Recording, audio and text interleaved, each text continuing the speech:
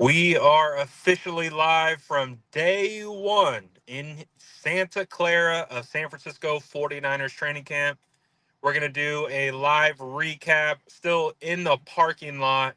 I'm going to get you all my notes that I have from today, the vibes out here at 49ers practice, and what we can start to expect, at least in some regard, to the 49ers in 2025. So we're going to talk about it all right now, but you guys already know what to do. Drop that SDS in the chat, smash that like button, and let's get into day one of 49ers training camp right now.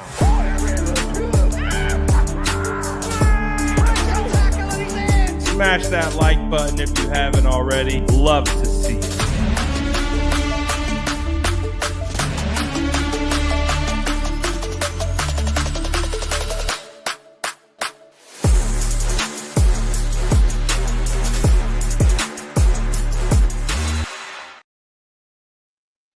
What is going on, guys? Good to be back live and good to be back talking San Francisco 49ers football. Right over here to my right, looks like your left, you have Levi's Stadium still right here in the parking lot. So I'm going to download all my notes, what I saw, what I didn't see, who stood out, and all those things from day one of training camp. I do think it is important to recognize it's day one of San Francisco 49ers training camp, correct? Which means no pads. Obviously, especially during this first kind of phase of training camp, they don't want any soft tissue injuries. They're not trying to get injured. They're just trying to get through practice and get healthy. And unfortunately, that's where we start our first update. According to Kyle Shanahan, Jacob Cowing pulled his hamstring. Obviously, not an ideal start for Jacob Cowing, second year wide receiver out of Arizona who has some promise, a lot of speed. He's a wide receiver, especially with a thin group to start training camp that you would have hoped to be ready and healthy to go. But unfortunately, Jacob Cowing banged up early to start. We'll see how long that keeps him out. But I do want to give you some good news in regards to 49ers wide receiver injuries. We did see 49ers Ricky Pearsall, who started the season on PUP. He went through a full, almost like a full practice of rehab. Typically, they are off to the side rehabbing, just doing kind of some, I don't know, calisthenics or what have you. Uh, Ricky, they did the calisthenics on the side. Then he comes over to the field, starts doing some sprints, and then he starts doing some cuts, and then starts running some routes. So, in regards to Ricky, he doesn't look like he's that far away. I mean, he could potentially be back, I would say probably in about a week or something like that. So Ricky really doesn't look that far away. He looks good. He's moving well. Cuts look sharp. Speed's still there. So Ricky actually looked good today. Obviously didn't practice with the boys. He was off to the side. But all things considered, based on the type of rehab work he was doing, it again indicates that he really isn't that far away from being back at practice. So I would say that's good news. I would say that's really good news for people who want to see Ricky Pearsall back out on the field. The other wide receiver, and I'm going to talk about a lot of wide receivers, including Jordan Watkins as well. But in regards to Jauan Jennings, obviously there's a little bit of some contractual issues that were going on. The trade was requested and then it wasn't requested. And then we didn't really know what Jauan Jennings' status was going to be today. Jennings was practicing. Jennings' energy was on 100 per usual, and he had some great plays. I think he had 3 catches today in team period, and one of the tougher catches as well. He had a in-breaking route over the middle of the field I could not see who was in coverage, but whoever was in coverage was in his hip pocket and was draped all over his back. The only difference that allowed Jauan Jennings to make this catch were his long arms and his strong hands. He went out and he plucked that ball. He attacked the ball in the air, and he came down with a really, really tough contested catch. Again, great coverage. He was blanketed, and it was a really good play on the ball, but Jauan Jennings just made a better play. So Jauan's still out here doing Jauan things. He had a catch in the flat a couple times. So Jauan looks good. There's a period where he was dancing, he was vibing, um, doing typical Jauan things. So Jauan is a baller and continue to ball today on day one of training camp. But we might as well just stick in the wide receiver room since that's where we started, and we'll just go through the list because I want to talk about these guys. Um, I would say the top two wide receivers today at practice were Jauan Jennings and Demarcus Robinson. Demarcus Robinson was involved quite a bit. He had a handful of catches, stuff in the flat, stuff over the middle. The 49ers didn't really go deep all that much outside of the first play, which was probably the best play of practice, but I'll get to that one in a bit. That was a Brock Purdy to Kittle connection. But let's finish in the wide receiver room first. So Demarcus Robinson, Jauan Jennings, definitely getting a lot of run and a lot of reps. Demarcus Robinson looks the part, man. So I feel pretty good about those two, and really good about their involvement moving forward. The guy that I'm really excited about is Jordan Watkins. It was my first time getting to see him in person, and you can tell he's a ball player. You can see those guys. They just the way they move, their body language, um, and just how they operate and how they look. Everything's fluid. Everything's smooth. Jordan Watkins to me stood out today for a rookie. All things considered, no pads. My first look at him in person, I liked what I saw from Jordan Watkins, and that's not the only Jordan that I like today. But again, got a lot to get through on these updates. But Jordan Watkins absolutely looks the part. I'm really excited to see what Jordan Watkins looks like in pads. So I feel at least for day one, he checked the boxes of a guy that definitely has some potential to make some plays this year, not just as a developmental player or anything like that. He seems like a guy who once he gets his bearings, once he understands the playbook fully, builds that rapport with the quarterbacks. Jordan Watkins seems like he has some real potential. So I'm hyped on that. So although the wide receiver room is pretty thin currently at the moment, um, I'm liking what I'm seeing at least from the wide receivers that are available. Um, Russell Gage, number 84. Couple times I'm like, who's 84? Who is that? I don't know. Is that Kendrick Bourne? No, it's not Kendrick Bourne. Russell Gage made a couple plays, looks solid out here. We know Russell Gage has had some success in the league, so he's an interesting one. I believe number 7 is Equanimous St. Brown. I believe it was Mac Jones tried to hit him on a back shoulder throw towards the sideline. It kind of looked like he could have got it, but it didn't look like he really was able to elevate when he went to go for his back shoulder. So we'll see what happens with that. But overall, wide receivers looked pretty solid. Um, I want to talk about the other rookie, like I mentioned, Jordan James. This is a rookie that I really want to see with pads. I think that with what I saw today from Jordan James, he got the ball quite a bit. He got He got some run. Obviously, CMC was available for individual.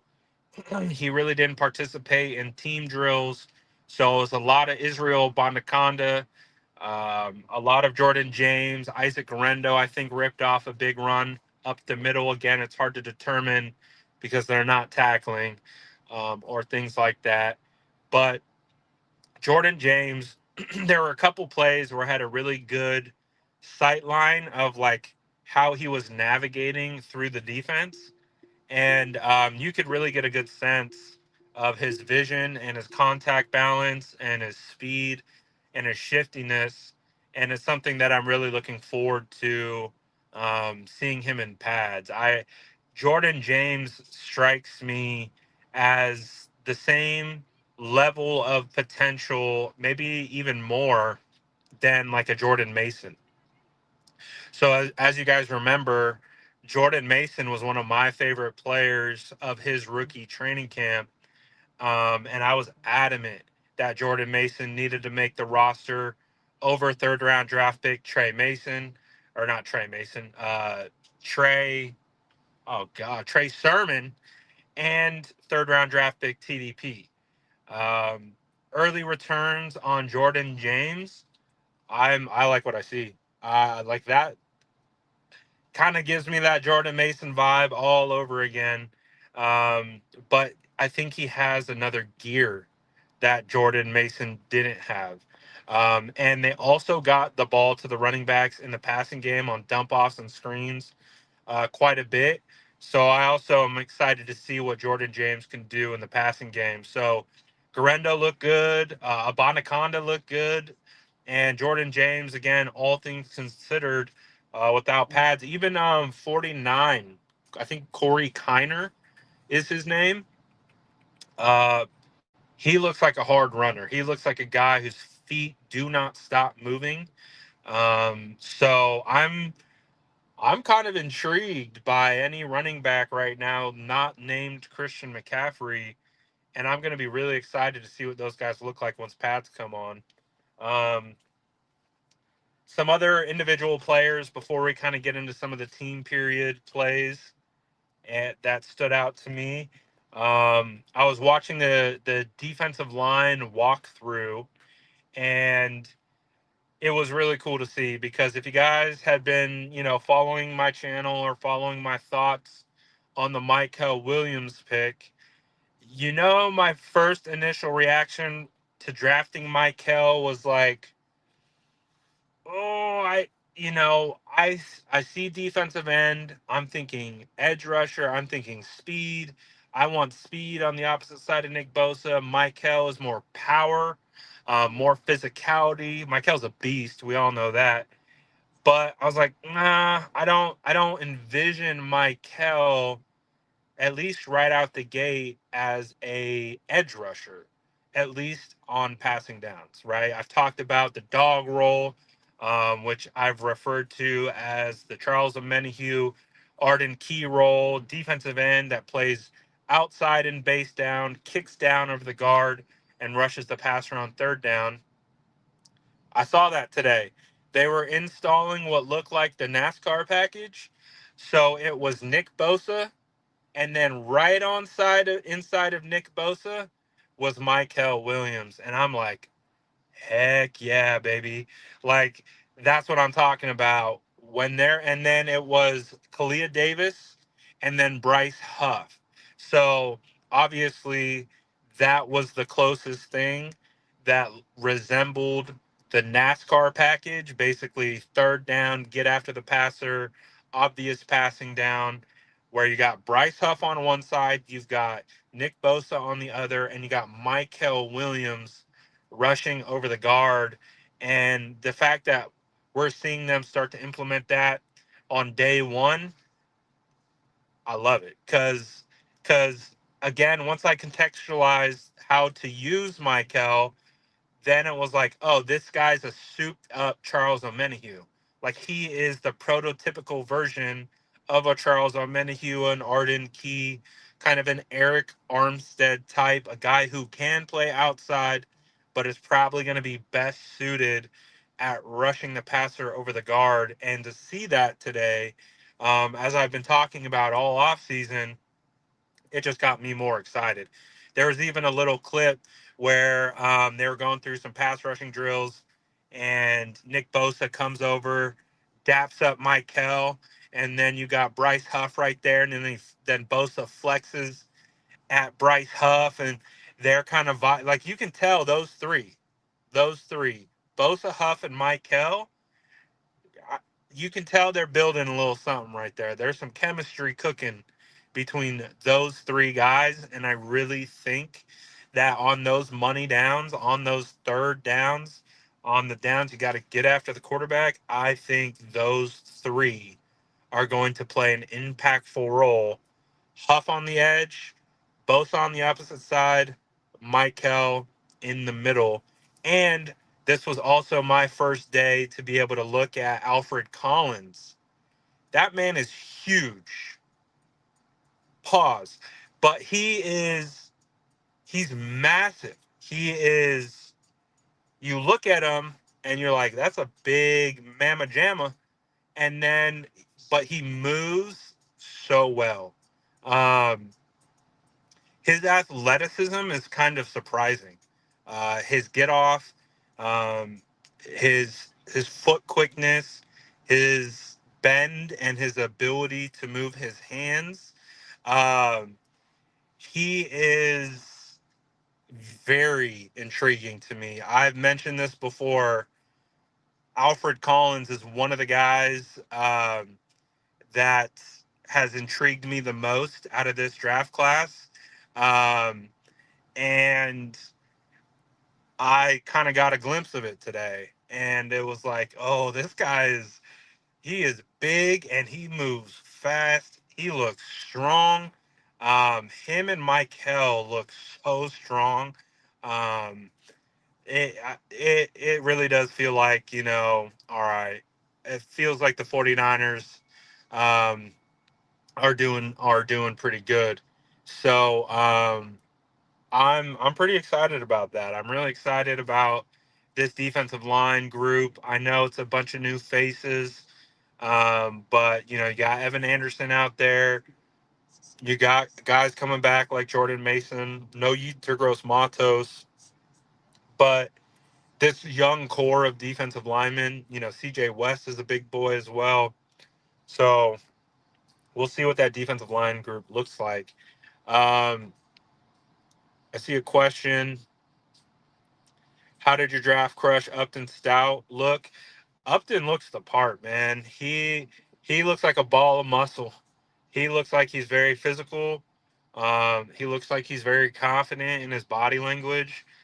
He was kind of practicing and doing his warm ups right in front of us. So I got to be able to get a good look at him. I got to get used to looking at the number 20 on him because I'm so used to seeing 20 on Ambry Thomas. Um, but just based on seeing him, he looks like an explosive athlete. Reminds me of everything that I saw from him at the Senior Bowl when he first popped onto my radar this off season, and I'm I'm looking forward to him. Like I really am. But I do think Trey Brown. If we're going to be talking about starting corners, it's absolutely going to be I think it's absolutely going to be Diamador and Renardo, and I think the third is going to be Trey Brown.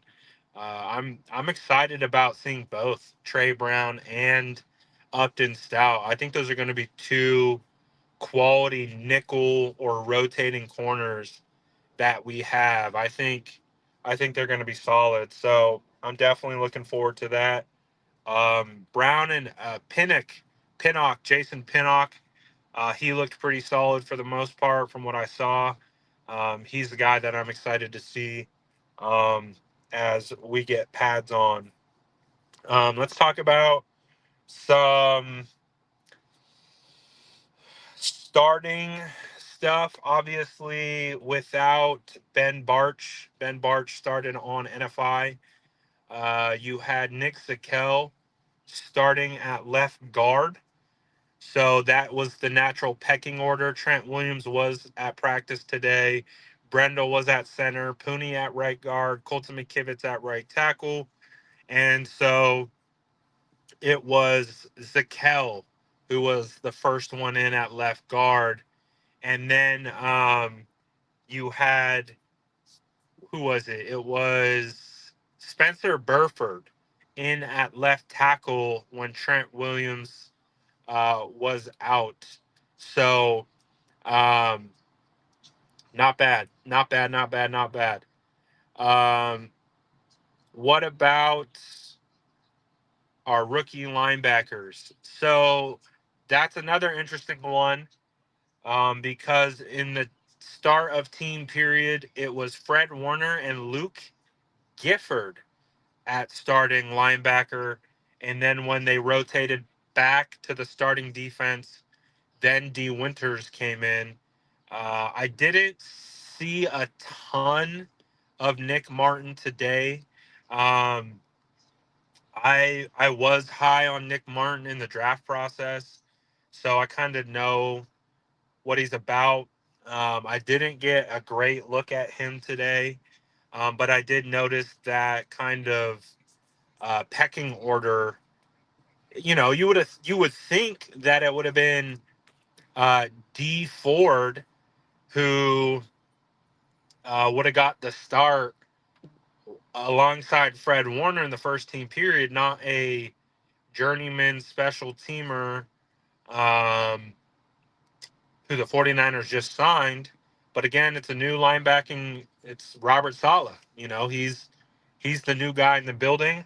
I wouldn't be surprised if that's to try to get. Did I say D Ford? D Winters. D Winters. Um, D Winters light a fire under his behind. And that also kind of felt like what Fred Warner had said about D as well. I'm going to get to Brock. So I haven't got into team period yet.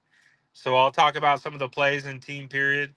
Uh, so with D Winters, he wasn't starting at first. And then it was D Winters' turn and he got a pick today. He picked Brock Purdy on a screen pass. So, again, not the greatest vantage point, but I did see that he was able to undercut the screen pass. He might have even taken it for a pick six. Is just a great read. And it's not technically easy to uh, you know intercept screen passes, but he did a good job and he made a play. And considering the fact that he's competing for a spot clearly and competing for the starting spot, it was cool to see D Winters come away with the interception. Let's talk about some of the plays today. I talked about a couple. Ross is asking about the wide receiver group. I actually started the whole live talking about um, the wide receivers. So I did a full breakdown on the wide receivers already. So if you want to go back once this live's over, I did pretty much a full breakdown on all of that. Um, what does this say? Niners account posted Ben Barch practicing today with Trent. I'm so confused. Is he injured? Yeah, I'm not sure about that. I saw Ben Barch working off to the side, so he definitely wasn't practicing today. Ben Barch was working with the rehab group along with Curtis Robinson and Ricky Pearsall. So yeah, Ben Barch didn't practice today at all. Um, I see you guys are referencing Matt Mayoko's tweet. I'm not gonna touch that, but that was hilarious. I took a screenshot of it too. Um, I saw that. That was really funny. Bro, typo. I had a typo today. I typed out Christian, but it auto corrected to Christina. Thankfully, I caught it instantly. But man, you're out here. You're out here trying to get tweets out. Oh, the mic is cooked. Is the mic still messed up? Check, check. Check, check. Mic check 1, 2. Yeah. Let me know if I still sound like a robot. I'm gonna try to get a little closer, maybe. No bueno, Mike. I know. I gotta buy a external mic. I'm gonna get on that. Uh, it's messed up. Okay, does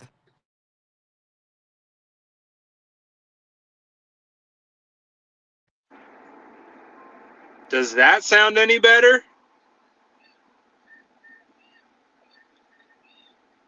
Let me know if this sounds any better. I'm now using my car's microphone. I don't know if that works. Oh, it does sound better. Okay. Shout out to my car's microphone. Okay. We're locked into the car right now. Cool. Cool. All right, perfect timing. Let's get into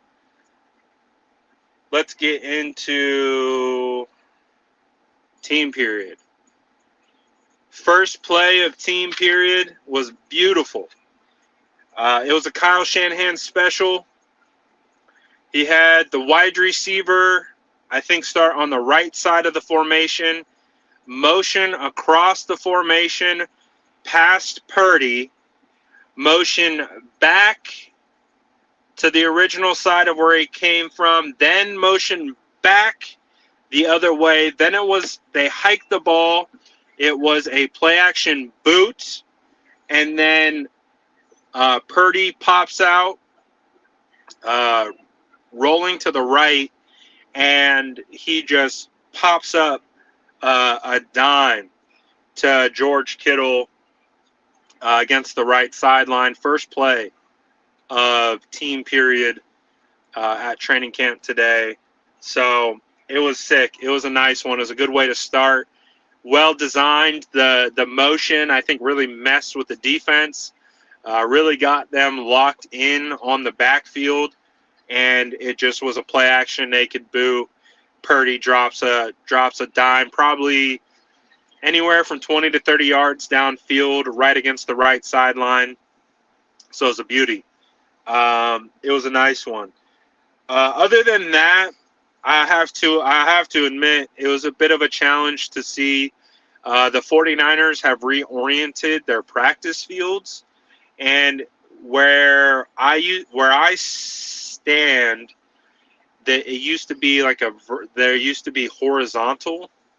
So, but the fields are still right in front of me. Now they're changed to vertical. So we're basically sitting at the end zone, and now the field is super far back towards the stadium, and they are practicing the furthest away. So I'm going to invest in some binoculars because we will not be denied giving you the best coverage possible. But I did see the Brock Purdy interception, what looked to be D. Winters' pick on a screen pass. And then I think there's another pass where either it looked like Purdy got hit or the ball got tipped coming out, and it was like fluttering in the air. From my vantage point, it looked like Trey Brown had picked it. It was either Trey Brown or Jason Pinnock. Again, it was super challenging to see the numbers from where I was. So it was one of those two guys, Pinnock or Brown. Either way, both of those guys looked solid, came away with the pick. You had some catches over the middle to Jordan Watkins. Kittle in the flat a couple times from Brock. Jauan Jennings in the flat a couple times. Robinson in the flat. Like I said, today wasn't a big downfield day for sure. So a lot of stuff to running backs in the flat, over the middle. Brock did attempt to throw a kind of a deep shot down the middle to Kyle Juszczyk. There's a linebacker in coverage, number 46, I believe it was. It was either 46 or it was 45, which was 49ers rookie linebacker Nick Martin. Again, I need to invest in some binoculars. So I will say, whoever that linebacker was in phenomenal coverage and was right in Juice's hip pocket. Purdy tried to put it because, like, you could see that the linebacker was right there in Juice's hip pocket. So Purdy put the ball out in front of Juice, and so it was a little bit of an overthrow. It wasn't too egregious or anything, but it was just better coverage by who was doing that.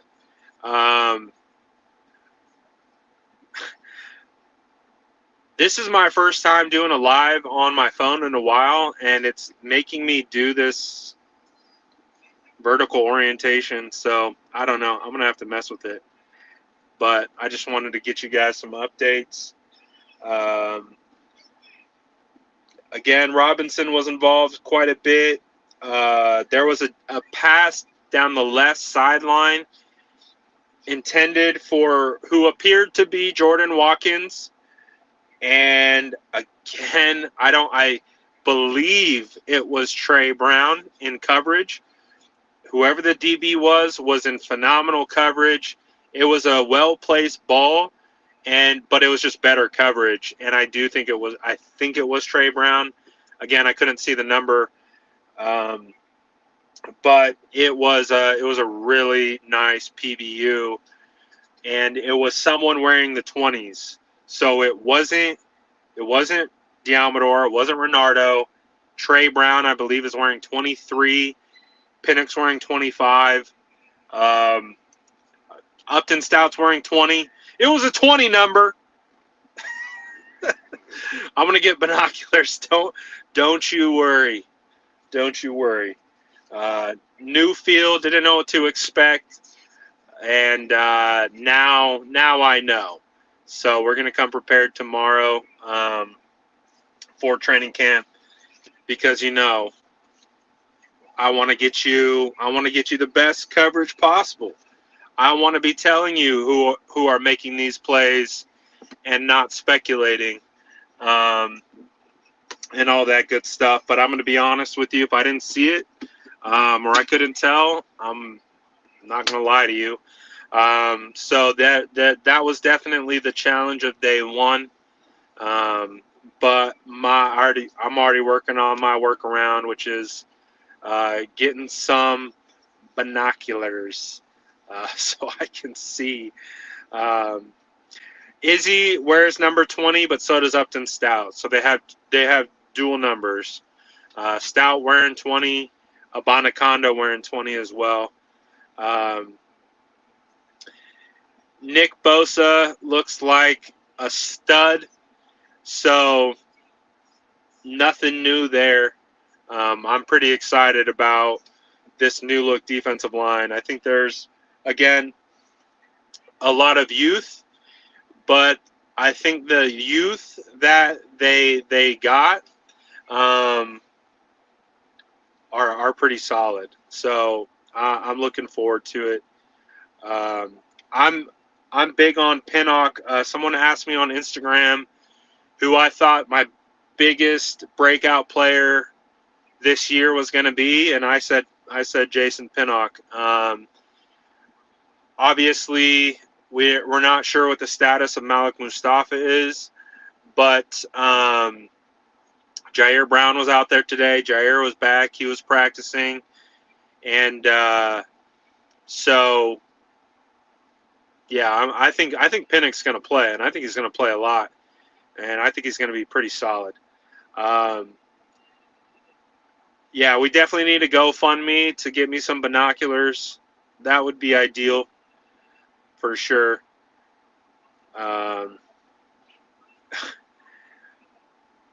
Brock's quads are starting to rival Bosa's. Yeah, baby Bosa, for sure. For sure. But I'm going to be back tomorrow with some binoculars so we can get some numbers on these guys because they are practicing 4,000 miles away. So, or I can get a telescope, that as well. So we know what the workaround is. It was good. Day one, again, day one was a light day. Still no pads. When pads come on is when it's really gonna pick up. So good to be back on with you guys. Been a while since we've been live, but follow the training camp coverage. I'm just gonna do lives right after every practice. So make sure you got post notifications on. You guys know my cadence. Once practice ends, I'll do my recap video, and then we'll come on live and we'll talk about it in greater detail. So I'll be back here tomorrow, and we'll be talking more 49ers practice with some binoculars. Let's go. Appreciate all you guys for tapping in. Smash that like button. And, oh, this is a good question. Let me get this one out. I know it's the first day of camp, but I think we might need a little bit more help certain positions, just going off depth chart. Yeah, I don't think that we're like 100%. I think there's definitely some depth, O-line depth, little concerning. Wide receiver depth, questionable. Safety depth, questionable. Linebacker depth, questionable. I think we have high-end starters at a lot of positions, but a lot of guys are going to have to prove it in training camp, and we'll see if that leads to them adding someone else. So appreciate everyone for tapping in, and we'll be back tomorrow, and we'll be doing it again. Appreciate everyone for tapping in. I'm out for now. Peace.